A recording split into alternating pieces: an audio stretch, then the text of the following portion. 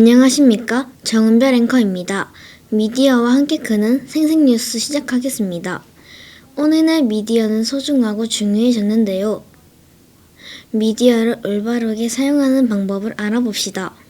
뚝딱이를 취재한 남아인 기자를 불러보겠습니다. 남아인 기자! 안녕하십니까. 기자 남아인입니다. 저는 지금 스마트폰 중독이 되었다. 번개맨이 구해준 뚝딱이를 만나고 왔습니다. 뚝딱이는 스마트폰 중독이 되어서 길을 걸을 때도 스마트폰을 보고 친구들과 놀 때도 스마트폰을 보고 밥을 먹으러 갈 때도 스마트폰을 손에서 놓지 못했습니다. 결국 몸이 뻐근해지고 친구들과 사이가 멀어졌습니다. 하지만 번개맨에게 도움을 받고 안전하게 사용하는 방법을 알고 친구들과 사이가 좋아졌습니다. 그러면 저와 함께 안전하게 스마트폰을 사용하는 방법을 알아봅시다. 첫째, 스스로 약속한 시간 지키기. 둘째, 걸어가며 하지 않기. 셋째, 스마트폰 사용 후 스트레칭하기. 이렇게 안전하게 스마트폰을 사용하면 모두 행복합니다. 이상 생생뉴스 남아인 기자였습니다. 감사합니다. 네, 남아인 기자가 취재한 스마트폰에 중독된 뚝딱이 잘 봤습니다. 스마트폰이 얼마나 무서운지 알려주는 소식이었습니다. 함지한 기자가 말하겠습니다. 함지한 기자! 네, 저는 스마트폰에 중독됐었던 뚝딱이를 만나서 취재를 했습니다.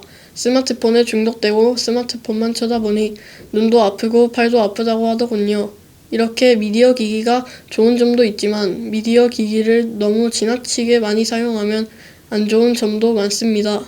미디어를 안전하게 사용하는 방법을 알아야 이런 일을 예방할 수 있습니다.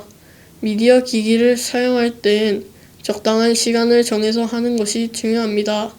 그리고 길에서 걸어가며 스마트폰을 하지 않는 것과 어두운 곳, 잠을 자기 전에 하지 않는 것도 중요합니다. 오늘은 미디어 기기의 위험성을 알아보았습니다. 여러분들도 미디어 기기를 안전하게 사용하기를 바랍니다. 이상 함지한 기자였습니다. 네, 함지한 기자가 취재한 스마트폰 중독 예방에 유익한 이야기였습니다. 펭수를 취재한 하중현 기자를 불러보겠습니다. 하중현 기자! 지난 2025년 1월 25일인 수요일 19시 19분에 SNS에 펭수 술마심이라는 한 썸네일이 올라왔습니다. 당시 펭수 매니저는 가짜뉴스로 판단해 한국언론진흥재단 미디어 교육원을 찾아가 사실이 아니란 걸 알고 가해자 김 엘리자베스 씨를 고소했고 재판이 열렸습니다.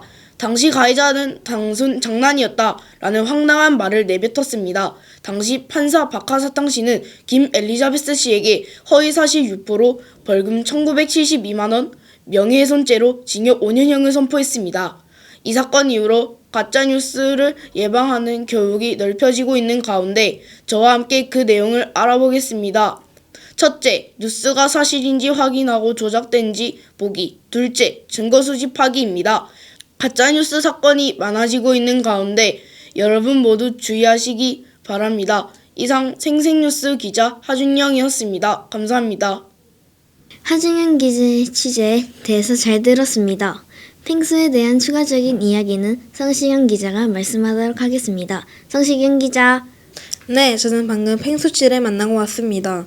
펭수씨는 감옥에 갈 뻔했지만 팩트체크와 증거 수집으로 논란에서 벗어났습니다.